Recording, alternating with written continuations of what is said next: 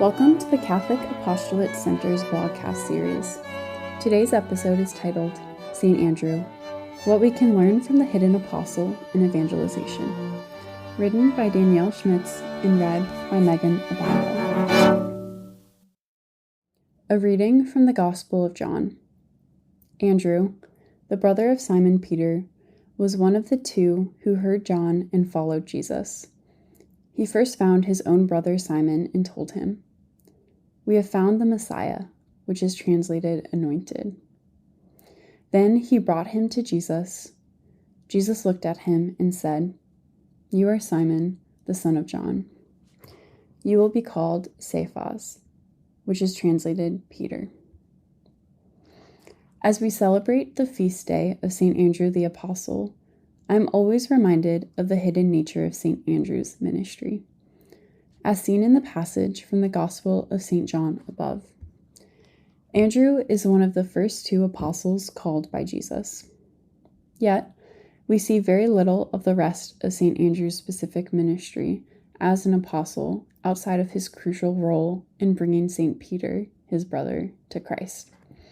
This action taken by St. Andrew, his yes to Jesus' mission, was crucial to the conversion of the rock of our church, and requires greater reflection to see how, just like St. Andrew, we are called to a hidden, simple, and apostolic life that leads to the raising up the next leaders of the church.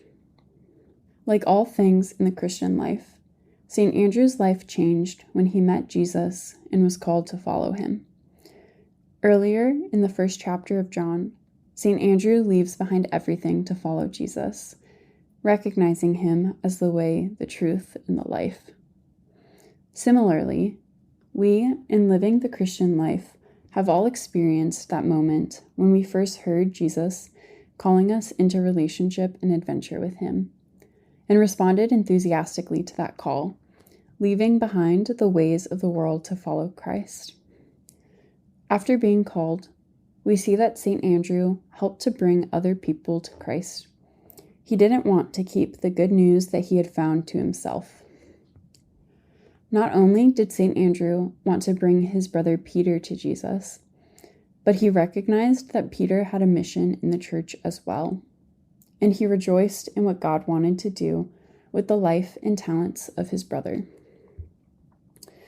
In stepping out in the apostolic life, the first step in evangelization is to go out and share the good news with those we encounter.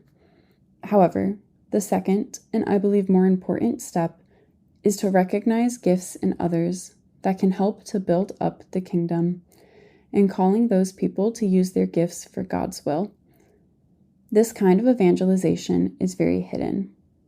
No one knows the people who helped to build up the great saints of the church, and yet this ministry is so crucial. Evangelizing and accompanying, as St. Andrew exemplifies, allows us to rejoice in God's movement in the world, and allows others to fulfill the fullness of their personal vocation. Who in your life has been given gifts that can be used to build up the kingdom on earth?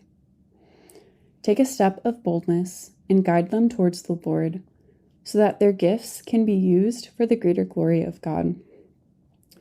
With the intercession of St. Andrew, let us pray that the Lord will give us the grace to live out the last line of the litany of humility fully, that others may become holier than I, provided that I may become as holy as I should. Jesus, grant me the grace to desire it. St. Andrew, the hidden apostle, pray for us.